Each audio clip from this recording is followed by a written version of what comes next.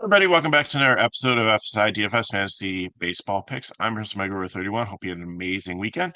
It's Monday. We've got a 7 game slate tonight. No weather concerns. Speaking of weather, it's really been bad, especially over the last weekend. I mean, Friday there was like a split slate early on. We absolutely crushed it. FSI had like the Yankees, the right pitcher, the right complimentary stack. I think it was Detroit with them. Um, I was close to a couple takedowns for it. A lot of other members had really solid days, and the rest of the weekend was I mean, we you looked over the slate and you looked at pitchers that seemed to have pitched well recently in good matchups and went on them, and then looked at like hitters that should be in amazing spots. It's like almost like always play the Yankees.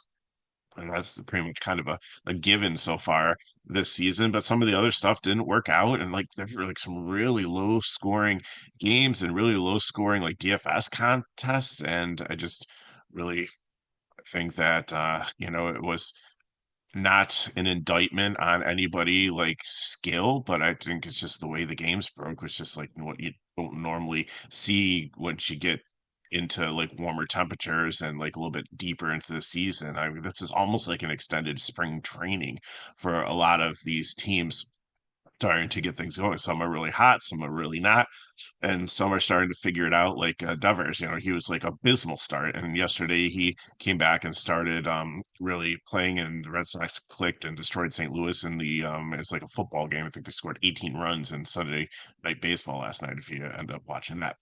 So the moral story is we're starting to get some stats here. So if you look up on the screen, we're starting to be able to look at what the top 10K rate is, bottom 10K rate, some bullpens. I usually update this on a weekly basis. I look back at like the last 14 days, usually like the last 2 weeks worth of games for the teams, and we kind of are starting to get like that data, so we're starting to be able to funnel things down. Weather's not as much of a factor tonight, except for in Wrigley Field. It's going to be very cold, weather in the 30s, maybe some snow flurries, and wind like blowing in almost 20 miles per hour, which makes it a great pitching matchup and a horrible hitting matchup. And the temps still remain low in the 40s and 50s in a lot of these places, but I think it's a pretty nice slate here, and I think that it's a chance if you didn't have a successful weekend to get you back on the right track. So let's start talking about this and get it broken down. First game, we have Miami and the Mets. We have Tyler Phillips and Cody Senga. Phillips not really interested in here for any of the Marlins pitching, even though it's going to be like 44 degrees and the wind slightly blowing in, and the Met Stadium, and it's more of a pitcher's park. I just can't do it here. The Mets just have too much potential and too much to beat up on the Marlins pitching staff. Something on the other side I really like here, second favorite pitcher on the slate here. Very successful first time out.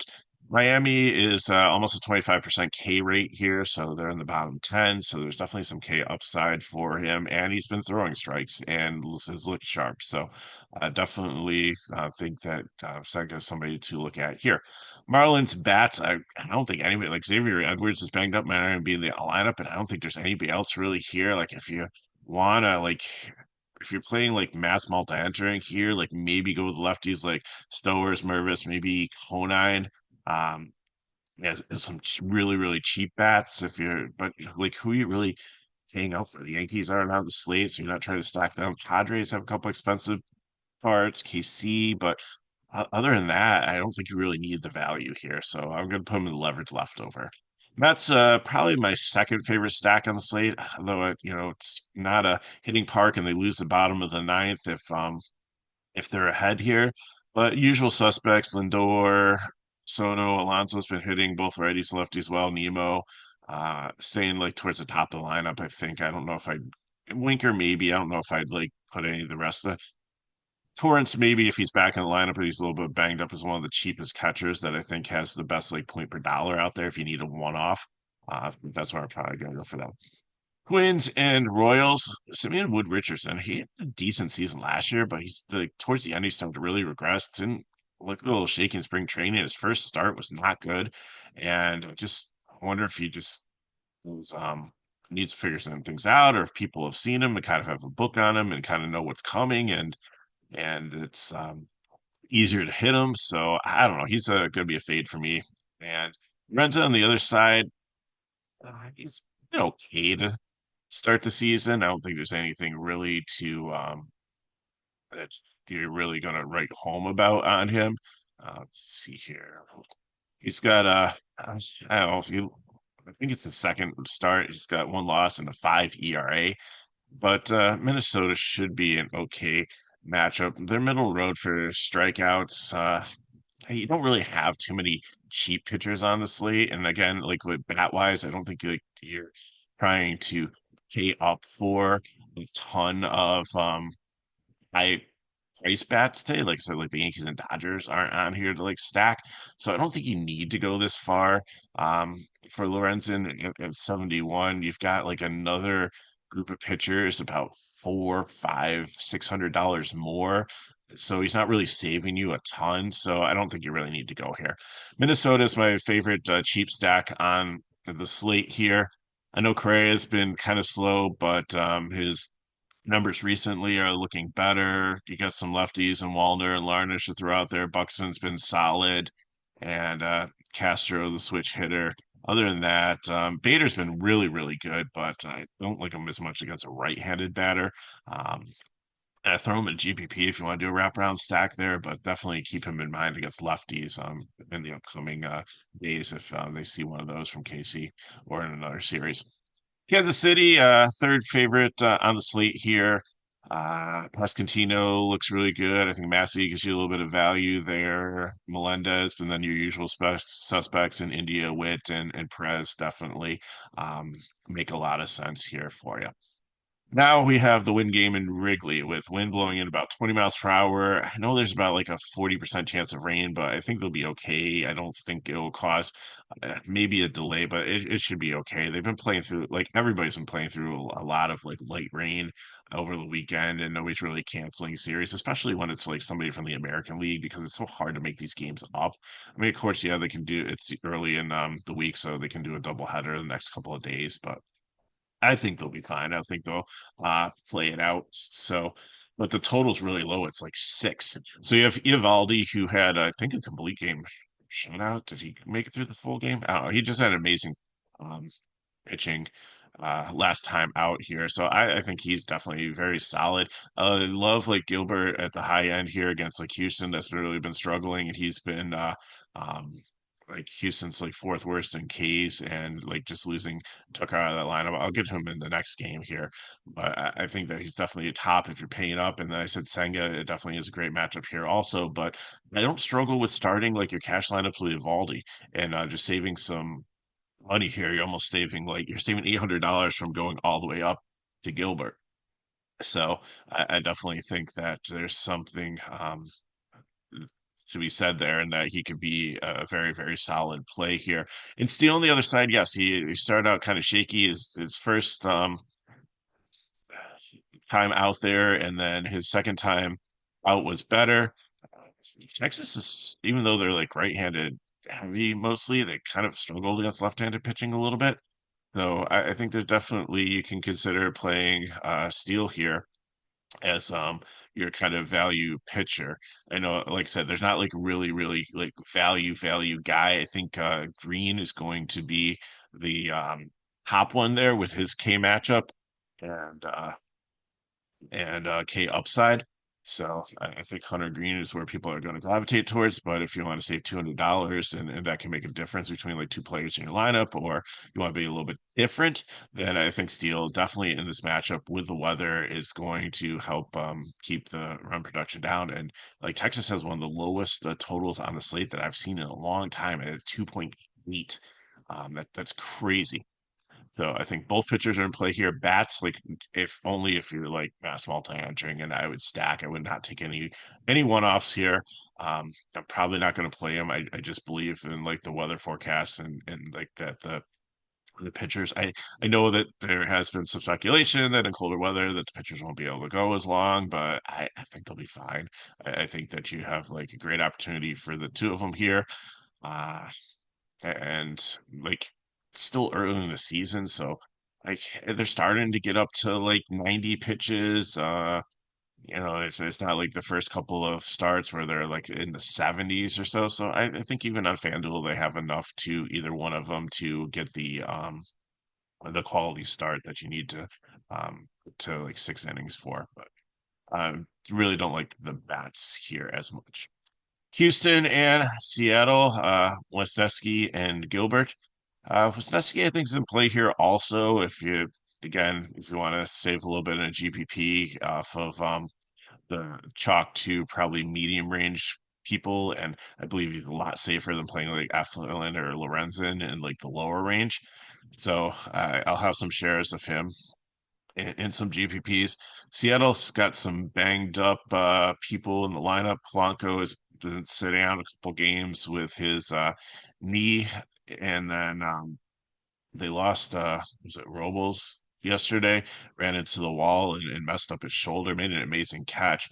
So so you have like JP Crawford like returning to like the leadoff position, which he did like a couple years ago, but it's just not the same JP Crawford up there. So Seattle doesn't strike out as much. Middle of the road. There used to be a bunch of strikeouts in this lineup, and maybe losing those two if Polanco's out, and maybe that like sends it back up there. I didn't do like the deep dive on it, but I looked and they're like 22.8% overall and 22% against right-handed hitting. So that's like middle of the road. It's not like they're one of these elite like low strikeout matchups like San Diego, Arizona, St. Louis, and Tampa Bay and Kansas City are, where they're like in Philly below 20%, where you really don't want to try to target them unless you have a high strikeout pitcher. So I think Wesneski is good here. And Gilbert, like I said, is Houston is almost at 27% and strikeout rate. He has had a solid start to the season. And I just think losing like Tucker and some of the guys that they brought in, like Walker, is not as good anymore. And they're like super like right-handed heavy here too. They really don't have lefties to throw at you. So I think it's gonna be a long season for Houston. I think they'll like be middle of the road. I don't think it's gonna be like um they're gonna be like at the bottom of the American League by any means, but I think maybe you'll see some trade deadline deals to try to get back in it, try to get a lefty. We'll see what happens. Maybe they've got some prospects. But, anyways, pitchers I like here. Bat wise, I think Houston is just going to be leveraged because I think Gilbert's going to have a lot of ownership. So if you think he's got an off day, besides Alvarez, I just really don't know who you really want to take righty on righty here against Gilbert. And Seattle bullpen is middle of the road too, so that's really not any advantage after like Gilbert gets out of the game. And then on the Seattle side, like losing those pieces, like I think you can use them cheap, but again, like maybe Raleigh, Polanco if he's in there, Luke Raleigh if he moves up in the lineup, like Tellez has historically been good against righties, but not as much like recently. It's bounced around to a couple teams now. I think it was like in Milwaukee was great, then they went to like Pittsburgh last year. Now Seattle here. It's just I just don't really see a lot. I'd rather take, and I should probably like switch them here. I think I like San Francisco better as like a cheap stack over Seattle, but Seattle has like a little bit of a higher total, and the same thing. They're both in the same situation where they lose the ninth if they're ahead. So we'll have to see how it plays out. Now, this next game might be a decent offensive game. We have Baltimore and Arizona. You have the battle of the Zacks, one with an H, one without. You have Eflin and Gallon. Eflin, like 69, like Arizona's just been so hot recently that I put him in the cheap, but I don't think I really want to go down into this territory with Eflin and Lorenzen. I really don't feel you're saving that much. You're only saving if you drop below like Wisniewski, you're only saving like $500, and maybe that'll make a difference with the bat. But I think you can figure that out in your lineup. Just put your catcher, and you'll have your $500 to be able to stay in the mid range, and you won't have to drop down into this cheap range for your builds today. So Eflin, cheap, but probably not interested in. Gallon, I have on the fade, no interest. One, I think he's okay. It's more the pricing, so it's more no interest than a fade here because like Baltimore, they have Gunnar Henderson back. They have some really powerful lefties. I know they lost Santander, but like Mullins has really moved more into the upper part of the lineup where he's down the bottom, and he's been hitting really hot recently, and Holiday's been doing a lot better. So he's going to see a lot of lefties here. I just don't necessarily like it. Baltimore is probably my favorite GPP stack on the slate here, with just like the lefties here. They get the ninth inning if they go that far. So Henderson, Rushman, Mullins, O'Hearn, and Kjerstad, or wrap around with Holiday. Kjerstad saves you $1,000. Like Holiday's like actually like moved to like 4-1, so still reasonable, but like Kjerstad is 3-1. So even like mixing like Kyle O'Neill in there, or even Westberg, like they should be fine. Uh, Going forward there too. So however you want to stack them, there's like a lot of. I just would probably play Mountcastle at like eighth. That just doesn't make a lot of sense. Righty on righty, and then Arizona. Again, look, probably one of the top stacks on the slate here. I like San Diego, Mets, and KC a little bit better, but should be very good hitting conditions. It's an indoor here. Carroll's been super hot. Perdomo, with the injury to Marte, has moved up to like usually batting second. Pav Smith is a cheap lefty bat there. Naylor is in a great matchup here. Gurriel, you probably skip over him righty on righty here, play him against lefties. Suarez has been hitting righties and lefties and just been mashing the ball. So I always try to get him in my stack. And then McCarthy could be in there too. If they give like Pav Smith a day off, he might move up to like bat third. Moreno catcher is okay, and Hampson I like at the price point, but I wouldn't play him righty on righty here. But if you need a cheap, I'm just trying to do a wraparound stock and be a little bit different, then throw him in. Who knows? Maybe he gets on and then somebody else hits him in. Reds and San Francisco, Hunter Green and Logan Webb here. Hunter Green, love the matchup here.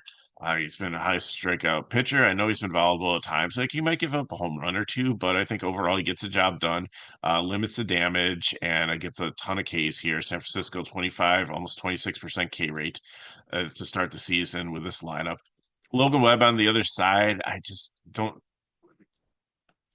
It's kind of a ground ball guy. Doesn't really generate a lot of strikeouts. I think if you need someone in the mid range, it's fine because this Cincinnati team, they're middle of the road again, also with like strikeouts. So it's not like a ton of K upside here, but it's they're not like a bunch of like power hitters. It's like they do have power on the team, but it seems like some of the players that they've lost and some of the players they brought in are more like contact and speedster guys.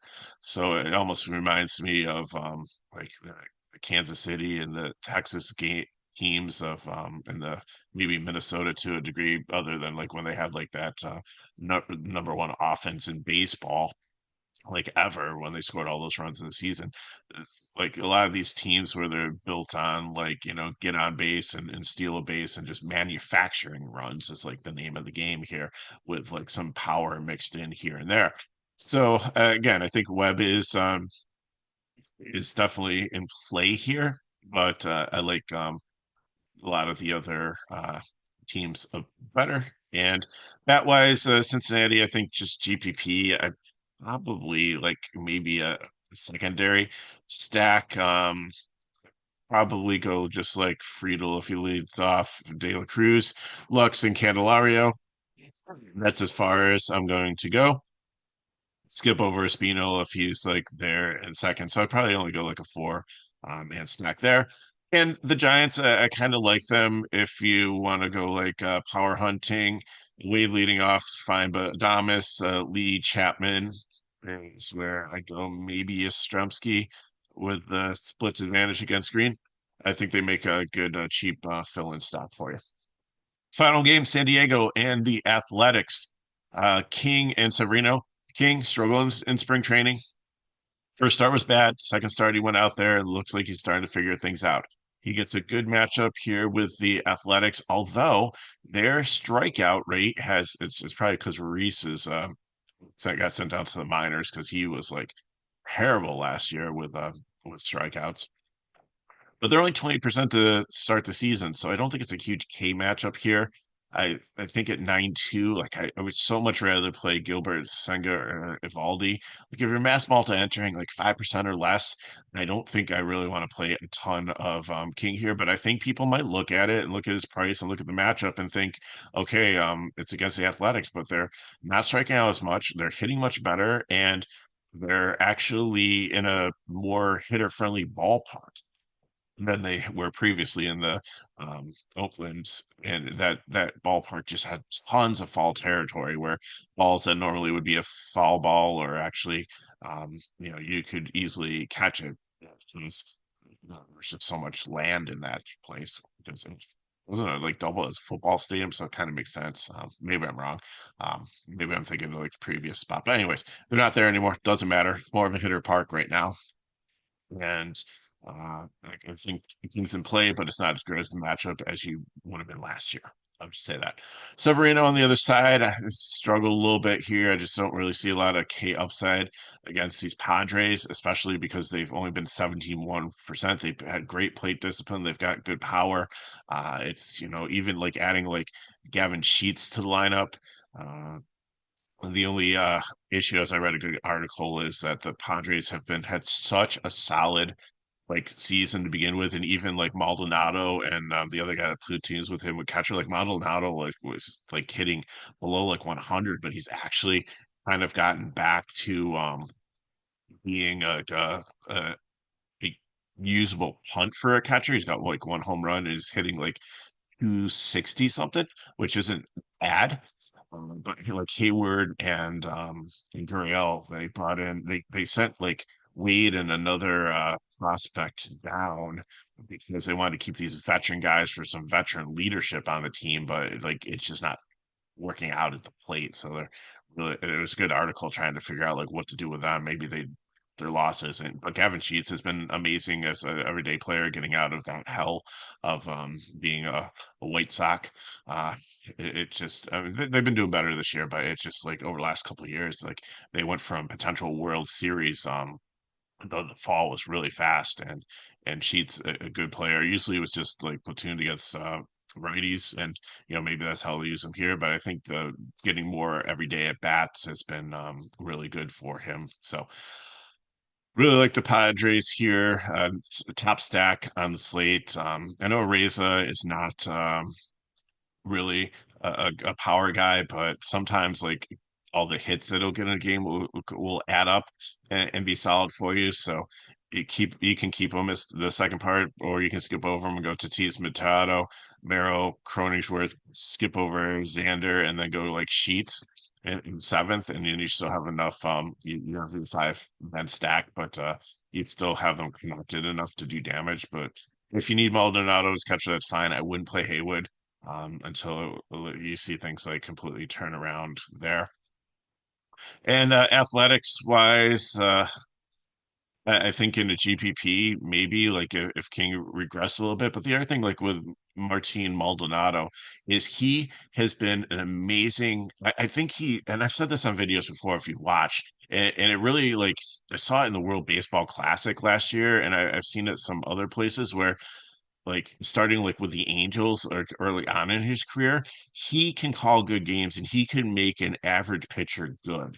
And kind of like the Molina brothers used to do, like he's a catcher that can go out there and call a game, calm down a pitcher, knows what to do in each situational, has great situational awareness.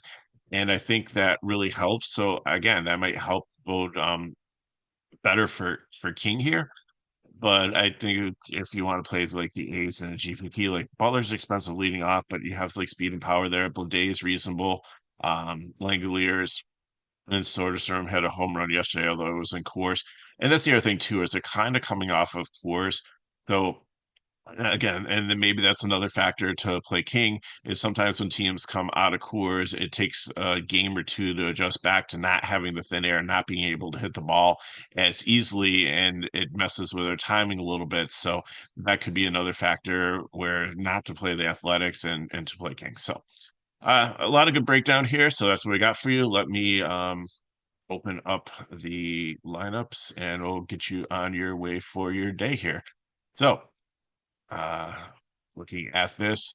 with building, give me Evaldi. Like I said, you can definitely potentially get up to sorry, take the spotlight off of that. You can if you want to get up to Gilbert or Senga, like I'm fine with that. Like I think it all. I'm probably catcher in this lineup if I can't get Maldonado in with the San Diego stack, and there should be enough catchers to give you enough money to get up to like Gilbert, depending on if you stack more like Arizona or San Diego players. So catcher is probably going to be a punt here. You can also get like more if you drop down to Steele or Wisniewski over Green, but Evaldi and Green are the ones I feel most comfortable in cash. Catcher's going to be a punt, whoever fits in there. If it correlates, it correlates. If it doesn't, I'm fine with that. First base, you have your choice of like Sheets. You have your choice of paying up for Naylor for Arizona, a great spot there. Or if you want to go Aaron's, just to, if he collects a bunch of hits and adds up points that way and scores runs. So Cronenworth, I think, is the one I want at second base. Third base, you'll have to decide do you want to play up for Machado or drop down to Suarez for Arizona to save you some money, maybe help you get a better SP. Uh, One there if you want to try to get up to Gilbert or Senga. Perdomo's the lock for a shortstop here. Tatis or Carroll, they're about $100 apart. So whichever way you want to lean and maybe build a couple lines, which I did in like the $4 uh 20 max there. I started making all kinds of different combinations of San Diego and Arizona, and I was happy with how a lot of them turned out. Pal Smith there and Merrill, and again like Sheets, does he also have outfield eligibility for you? Let me just look that up here. Yeah, so you can sub like out like Smith or Merrill for like Sheets or play him at first base. So there's a lot of different things that can make your lineup flexible here. So play around with a couple of them, and like if you in the dollar, maybe build like 5, 10 lineups with the two combinations, but that's where you want to go. You want to go with one of the five pitchers, Gilbert Senga, Evaldi, Green, I guess six, Green, Steel, Wisniewski. I think you can mix and match them. That's my favorite combination that you see up there on the sheet. And it's going to be a mix of San Diego and Arizona for me. GPP, give me Steel there. And then again, you'll have to see. I think I ended up with Senga if I went more San Francisco in this stack, but the lines where I went more Kansas City in the stack, I ended up with Wisniewski, and I'm fine with both. Again, I'm kind of maxing out the 20 max $4 one with just different combinations here between the cash and the GPP lineup and a couple other ones I'm gonna throw in there just to get some exposure to like the Mets and maybe like and probably like Baltimore. So Perez is catcher there. Pascatino is where I definitely want to go. Second base, I'll leave that open if you want to go Massey, a one-off, or I don't think San Francisco really has a great option. It's usually Fitzgerald, and you could do a wrap around there. That works fine. But India or Chapman, you can also play India and outfield here if you want to play both. Witt or Adames, I mean, you have to make a choice there. Adames saves you a bunch of money over Witt, but I think Witt definitely is in the better matchup and the better player. So you have to make a key decision on that one. And then Lee, and then there's so many different ways. Like I said, you can put India in for your outfield for Kansas City, maybe Renfro, although I really like him only against lefties. Melendez is pretty cheap at 3K. Isbell, if you want to do a wraparound at 2-2, has some speed and can get on base and be a nice value play for you. Or like if you wanted to go with Ramos or I think or Yastrzemski for I probably prefer Yastrzemski because he has got the split advantage for Jeff Cisco, or take a one off from another game if somebody works there. If like it's a weird day and like one of these guys is resting and not in there. If Pascatino's not in the lineup, then like putting Wade in at first base, or if you want to do that naturally and save some money, Wade's 3.9 and Pascatino is 4.6, so you're saving like $700 there. So that's how I'm going to play it. And again, I kind of really like this slate. I think you got a lot of options to go with. So hopefully it will work out and we'll make some money. And I will be back tomorrow for another video. I'm off from work this week, so I've got some things going on later in the week, but I intend to try to get 5 videos out to you all 5 days, and maybe even a Saturday video if all things go well. So we'll see with that. But I appreciate your watching and your viewership and your comments and everything. So if these videos help us back, like, subscribe to the channel, and share with your friends so they can come and enjoy this free content. Also, if you want more information on FSi DFS, you can go to the description of the video, and there's a link to our subscription page for that.